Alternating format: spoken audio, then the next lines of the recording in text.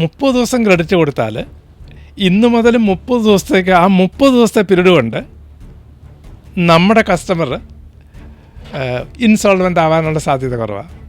അതെ അതെ, 30 ദിവസമേ ഉള്ളൂ എങ്കിൽ. അത് 180 ദിവസമാണെങ്കിൽ 6 മാസം പീരീഡ്. ആ സമയത്ത് ചിലപ്പോൾ അയാൾ ഇൻസോൾവെൻ്റ് ആവും, അല്ലെങ്കിൽ അയാളെ കാണിയല്ല. തീർച്ചയായിട്ടും ആ പൈസ കംപ്ലീറ്റ് പോയില്ലേ. നമ്മുടെ ബിസിനസിൻ്റെ ക്യാപിറ്റലും അതുപോലെ തന്നെ ബോറോഡ് ഫണ്ടും അതിൽ നിന്ന് പോകും. പീരീഡ് കൂടും തോറും ഈ ഡിസ്പ്യൂട്ട് റിസ്ക് അത് നന്നായി കൂടും.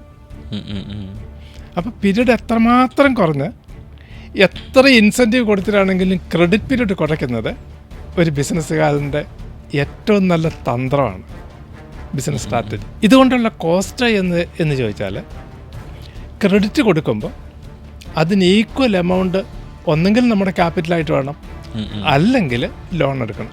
ആ ക്രെഡിറ്റ് പീരീഡിൽ പൈസ തന്നില്ലെങ്കിൽ ഈ ലോണിലേക്ക് അടവ് പോവില്ല. അപ്പോൾ ലോൺ ആകെ ഡിസോർഡർ ആവും.